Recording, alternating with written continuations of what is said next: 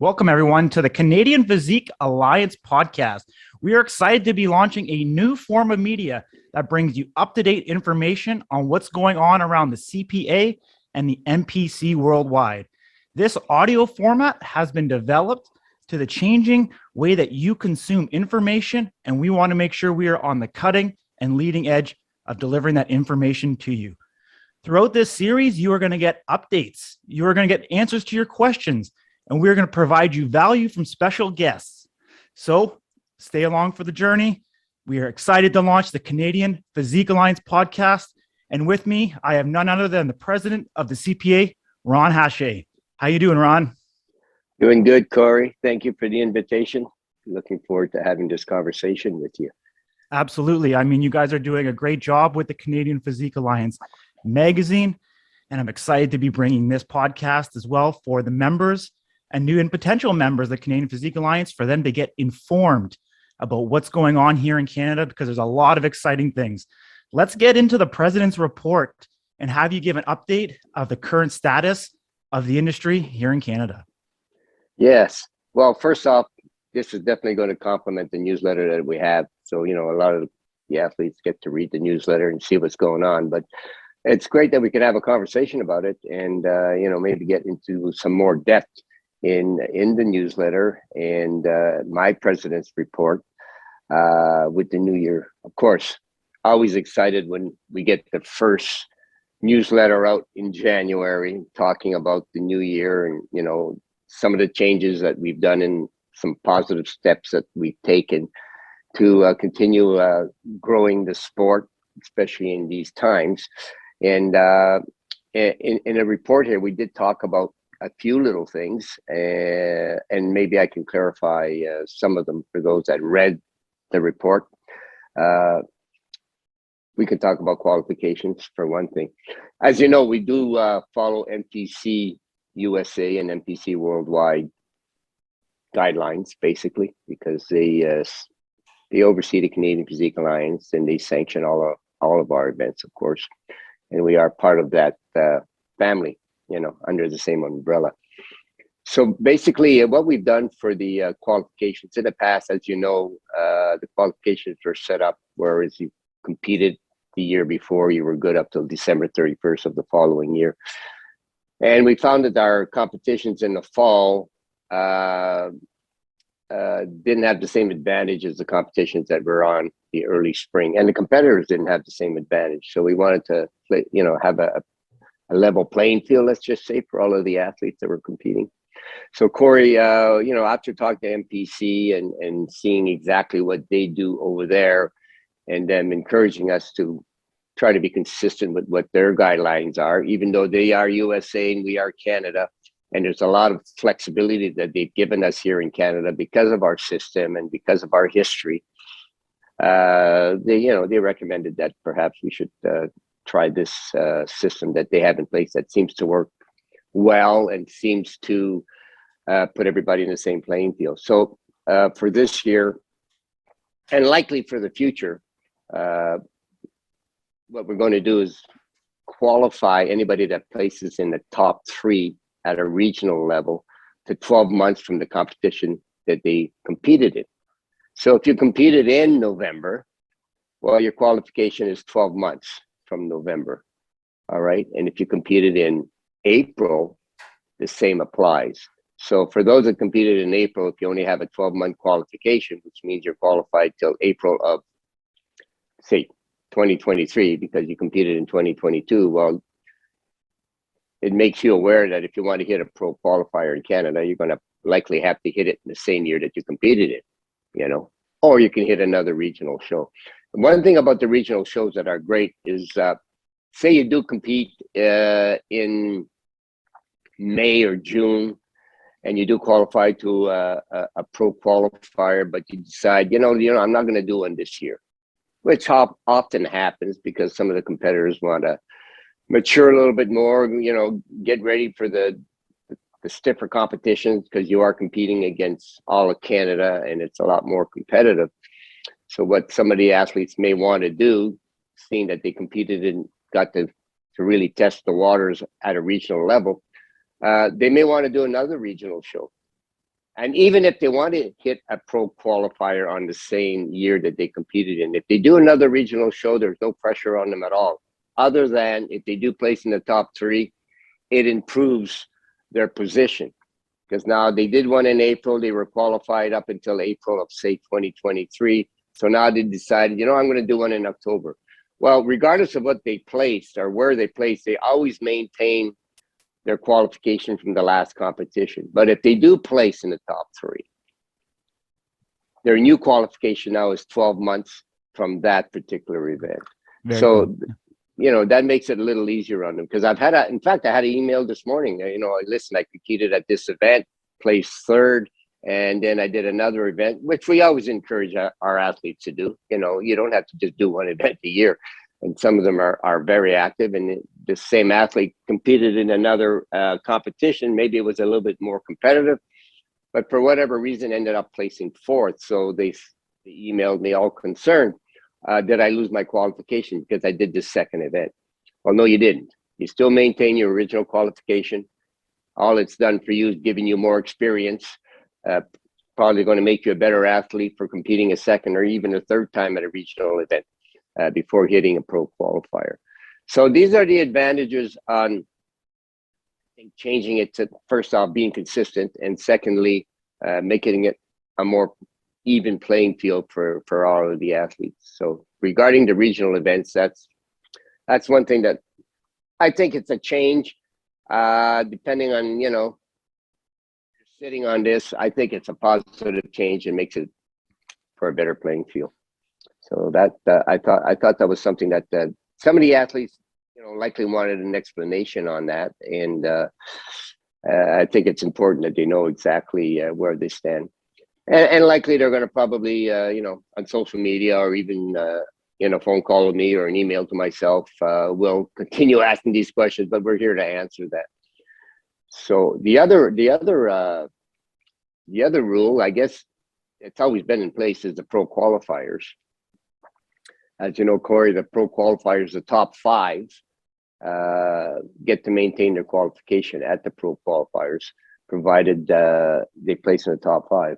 So a lot of the athletes that do qualify from a regional show, if it's a natural show, of course, they qualify to the natural pro qualifiers. And if it's an open event, they qualify to the open pro qualifiers. But for those that just say that qualify to the open pro qualifiers, once they step on that stage, they can literally stay on that stage and never have to go back to a regional event, provided they place in the top 5.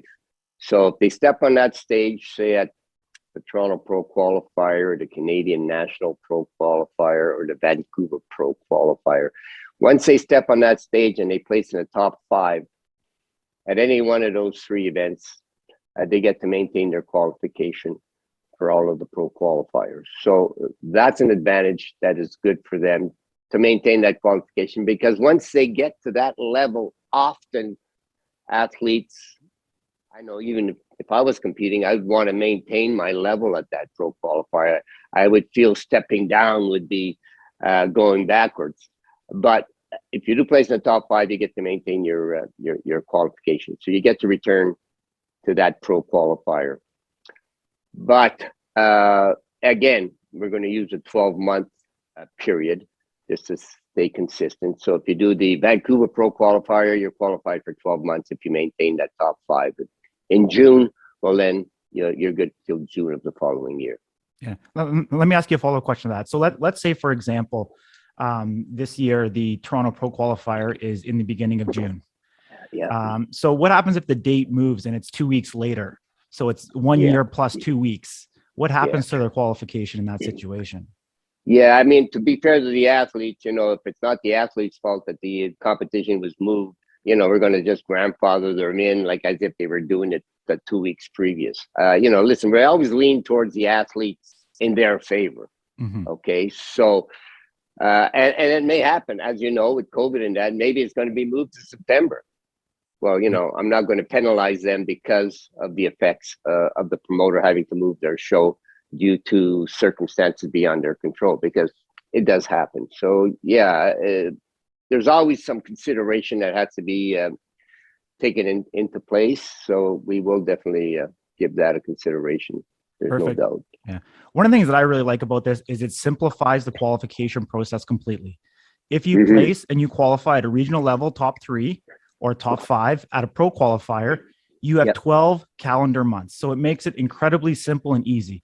Before, there was a lot of questions going around. Well, I qualify for the remainder of this year plus 1 calendar year, et cetera. And people couldn't wrap their heads around it. Now it becomes very simple and clear. You have 12 months. If you continue to compete at the regional level, you extend your qualification from 12 months from your most recent placing that you placed top 3.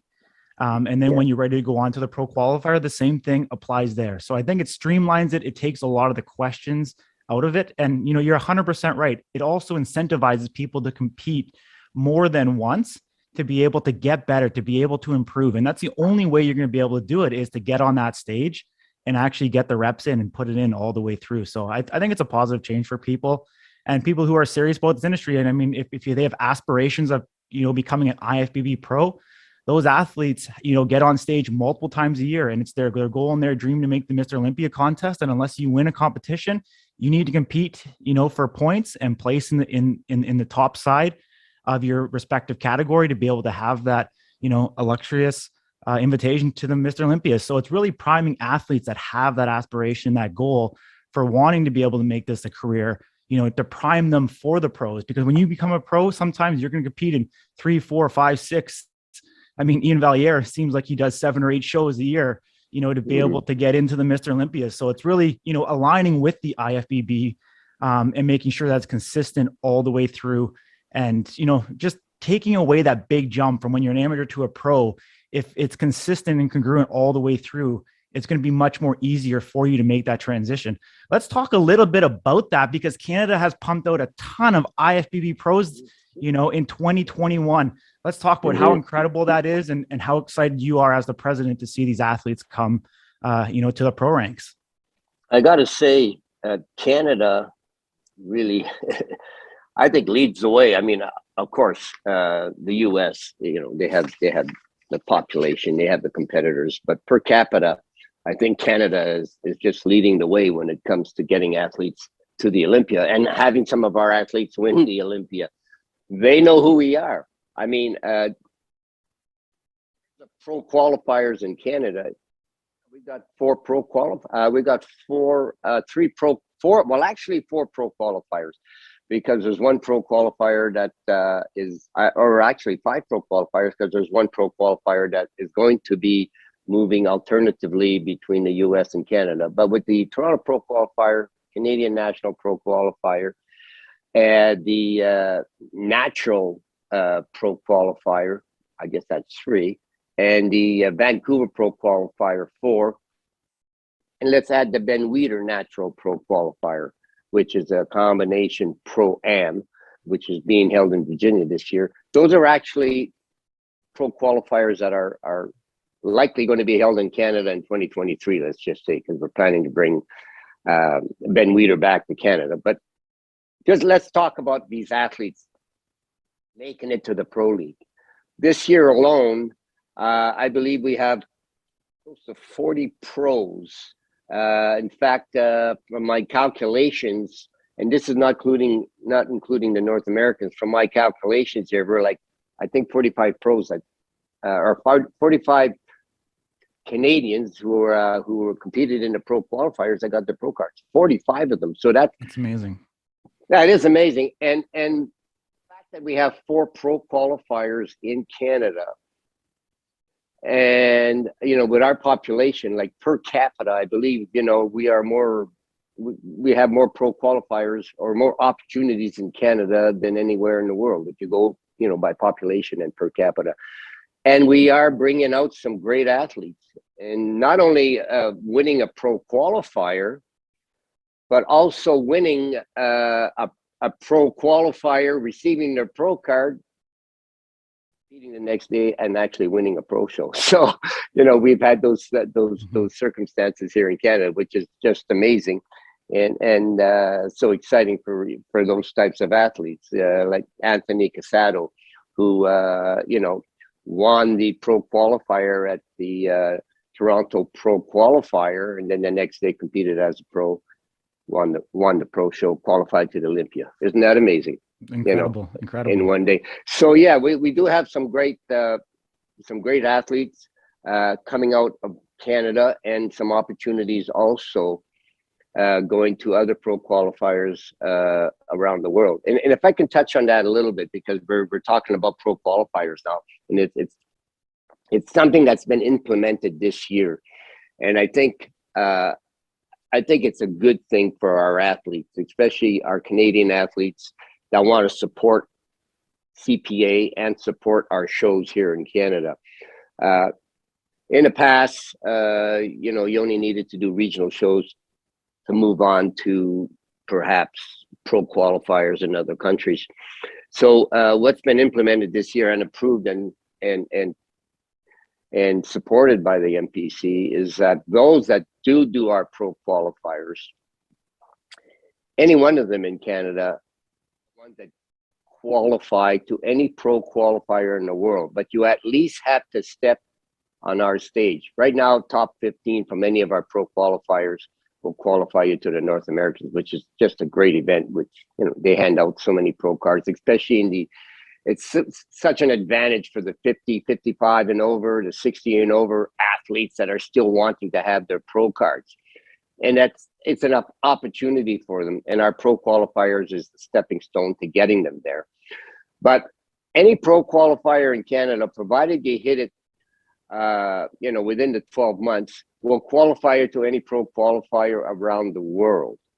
So there are athletes that have already emailed me asking if they can do a pro qualifier in Spain or even in France or in another country. And, they make it a destination. They compete and they make a vacation out of it. They have their reasons for being there, and hopefully they get to win a pro card. Well, I believe that supporting the pro qualifiers across Canada first, before you step into another country, is an important for this. For the show itself, and important for the Canadians that they at least step on one of our stage and try to win a pro card before they move on. The only show actually that you can go to by just joining the Canadian Physique Alliance and being a current member is the Arnold Classic in the USA, and that's going to be held in March. And it's because it's one of the first show of the year. It's always been, and we support that 100%. So there are athletes or first-time competitors that may, just join a CPA and go to that event. But any other event around the world, including any of them in the US, they're seasoned athletes. And I think that's why we do so well in these pro qualifiers from other countries or even in the US. Whether it's the Amateur Olympia or any of the other pro qualifiers, is because they show up there prepared. It's like our junior hockey team here. We get them ready to go to the NHL, and I believe that because we have the number of pro qualifiers that we have here in Canada, that they're able to step on that stage, get that experience, get the video critiques or the judges' critiques, and get a chance to go experience competing in another country. So it's great. Yeah. We do have a lot of pros, and as I said, I think we average 45 to 50 pros a year, which is unbelievable.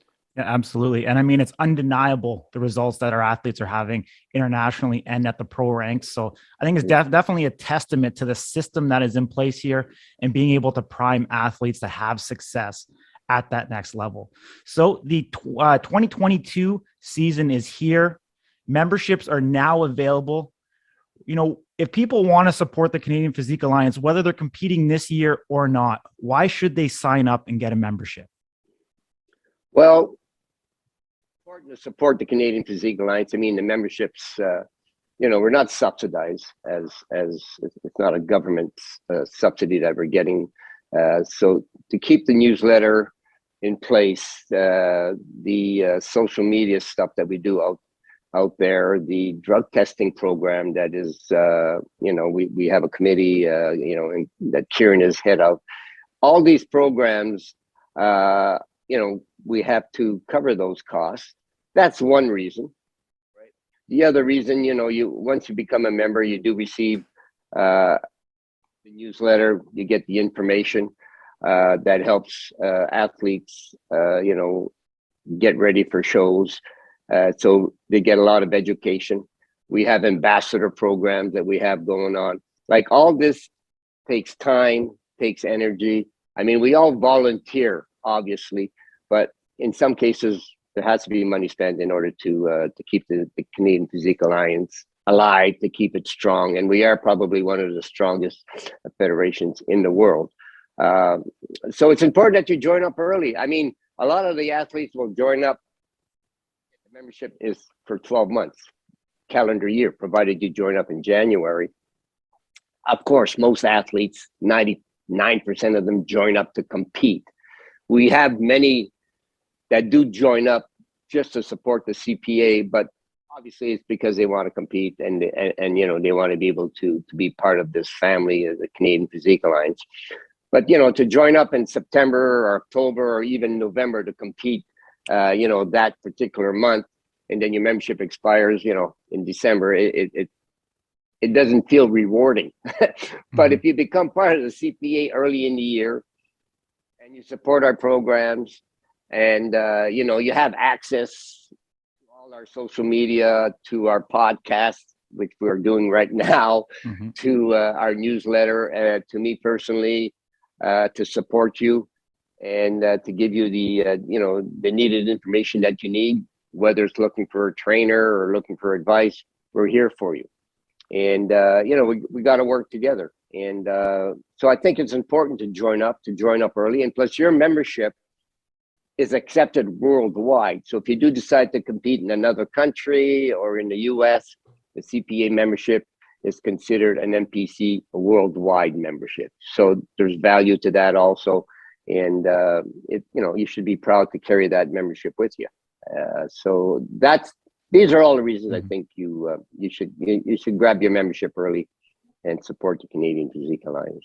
Yeah, that's great. And so I know the NPC worldwide obviously made a little bit of a change in regards to the age requirement, making it 18 years old and over.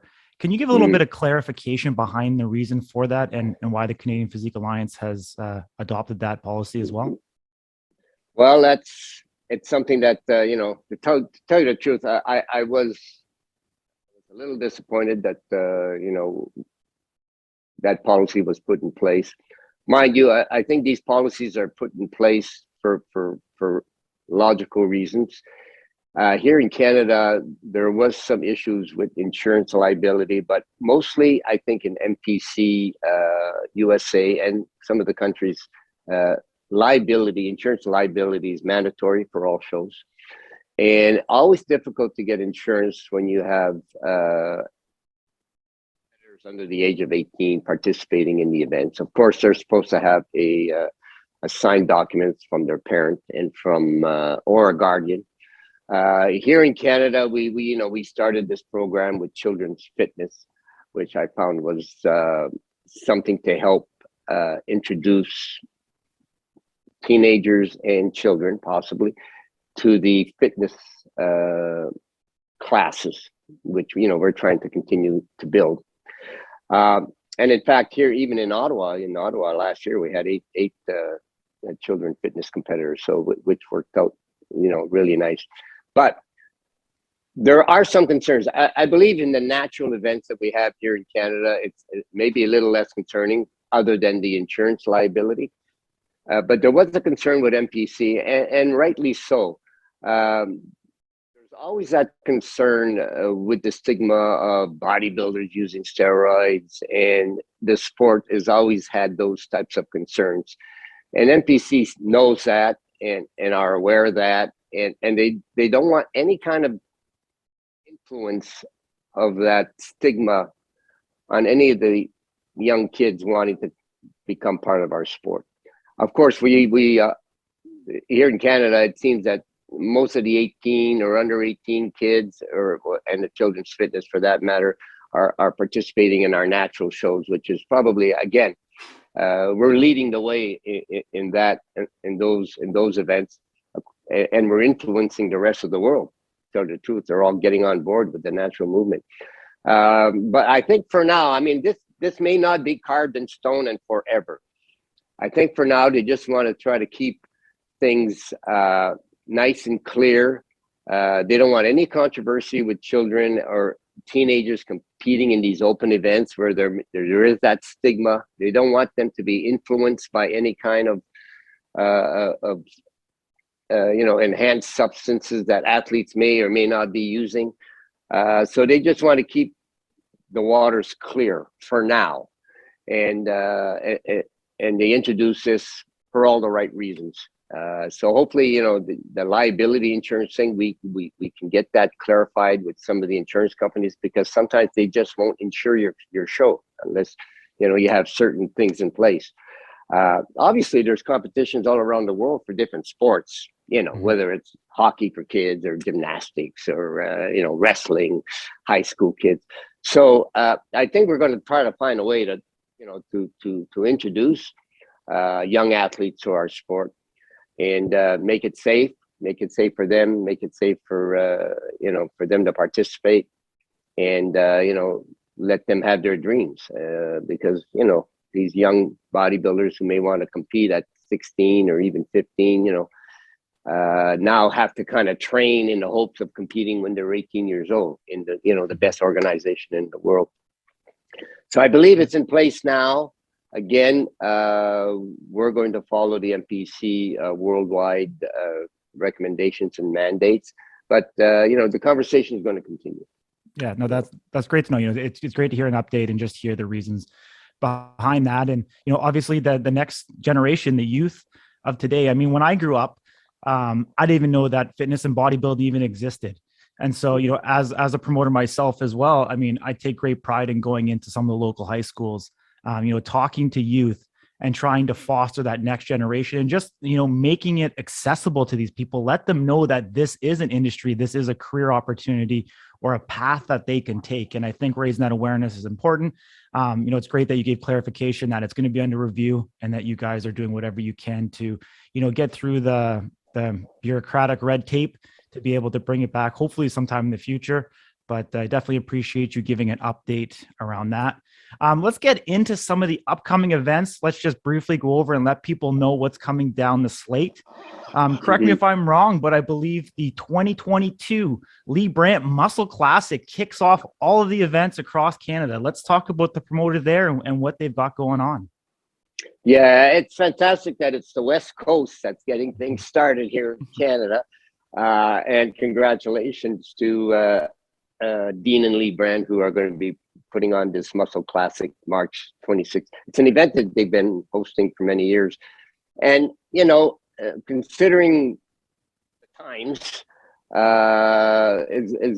I'm just so proud of them to step to the plate and let the athletes know, listen, early on in the year, there will be a contest for you. They're going to be running the show at the Massey Theatre in New Westminster. They always put on a good show. We got IFBB Pro Lee Brandt and Dean, of course, just a great trainer, a great ambassador for the sport, and a good promoter. So, we got two great promoters here who are going to start the year off strong with a nice regional event, which is an open event. And, for those competitors that, because of the situations in 2021 and even in 2020, who may have been qualified for pro qualifiers from 2020, didn't get to compete in 2021, they can at least start the year off nice and early, try to get their qualification, and then, maybe hit a pro qualifier in 2022. But this is also great for all of those that have just been training at home, the novice competitors, the new competitors. So this March 26th event, a nice regional event with all of the categories, Massey Theatre. Excited that they're getting it started for us. So it should be a great event out west, and we'll get a taste of what the competitors are up to in the West Coast for sure. Yeah. I mean, here on the West Coast, we say the West Coast is the best coast. The following weekend, obviously, you're going to challenge that. We've got the Jim Morrison Classic coming up April 2nd. Let's talk a little bit about the opening show there in Ontario. Well, this Jim Morris Classic, of course, it's in honor of Jim Morris, who was a great competitor, a great promoter, partner with us with the Toronto Pro Super Show. just a great person. And this is in his honor, and we want to continue running that show. And this year we have a nice regional event that's going to be held in Kitchener at the DoubleTree Hotel, and it's all under one roof. So it's going to be a nice, easy show, a nice, comfortable show for athletes to compete in. We have John and Judy Stone, or they are our official photographers and videographers, and they are so involved with the sport. They're going to give a real great event. They did it last year, and again this year they're planning for this event to be a super event. They're going to have pay-per-view. It'll be the first event in Ontario, a nice little community. So it'll be a great event. Again, same as the West Coast. For our athletes that want to, get on board early on, get those qualifications, and perhaps hit a pro qualifier, they can do this one, get their feet wet. These athletes just want to get out of the house and get out of the training in wherever they've been training and get to show their stuff. I think this is going to be a great event, and especially for novice and true novice, and even first-time competitors. I had a couple of phone calls on this already. So the registrations are open. Same with Dean and Lee Brandt. That their registrations are open. We got a great system where it's easy peasy to register online and to choose your classes. And this is one of the shows that I think people are really going to get excited about in Southern Ontario, Kitchener. So yeah. That's something I'm looking forward to. I'm going to put you on the spot. How many regional shows do we have in Canada this year? This year we have a total of, we have a total of 52 shows. Out of those 52 shows, 48 of them are regional events. Like, considering, everything that has been going on with, the COVID restrictions, that is amazing. So, 48 events. And we all feel that this year is the year that we're going to maintain the dates that we have in place. We're going to be able to run these events and not have to squeeze them all into the fall like we had to do last year. Everybody is excited, the promoters, the officials, the competitors, of course, and the fans. And we learned a lot from the last couple of years on how to make events more efficient, how to make events work, with the restrictions. So we've learned, how to make it happen in a much better way, and more competitor friendly, to tell you the truth. So I think we're doing well with 48 regional events across Canada. Lots of opportunity, and as you know, Corey, compete in any province. Time. There's no restrictions in that way. Yeah, well, that's what I was going to say. One Canadian Physique Alliance membership gives you access to coast. We've got 56 weeks in a year. We've got 48 regional shows, a total of 52 shows across this country. We're going to be pumping out shows as soon as the season starts, almost every week from the spring until the fall, which I think is absolutely incredible. Leading right after that Jim Morrison Classic, we head the following weekend to Mississauga for the Fidel Clark Classic. Let's just talk a little bit about Fidel, because I know he's been around the industry for a very long time. Yes, Fidel Clark, IFBB Pro. He's been in the industry for at least 30, maybe 35 years, always involved as a trainer, as a coach, as an ambassador. This competition is close to his heart. And, he's partnered up with another IFBB competitor, NPC competitor. She's actually on the poster. And we're really looking forward to this event. It's going to be held in the Madge Apprentice Theatre. It's a nice theater in Toronto. And Fidel, he's so generous when he runs his shows. And I remember a few years ago in 2019, he had this one competitor that was just not financially able to make it to the show. I mean, there are people out there who are members with us who are on the poverty line. And this competitor literally was almost living out of her vehicle, but was so passionate to compete. Well, he gave her a subsidy and on stage, presented her with, I believe at that time it was like a $500 subsidy to help cover her expenses. But that's the kind of person that he is. I mean, it was not just about, getting the entry fees and getting competitors on stage. It was actually about helping competitors. And at that time, he said, listen, I'm going to try to do this every year. Competitors that are struggling and, that want to compete, they have a passion for it, and can barely afford supplements, let alone, eat right and get ready for a show. He has a big heart for that. And I got to congratulate Fidel for, getting this show going. He struggled with the fact that he wasn't able to put it on last year or the year before. But again, he's making it happen this year. We're proud of him.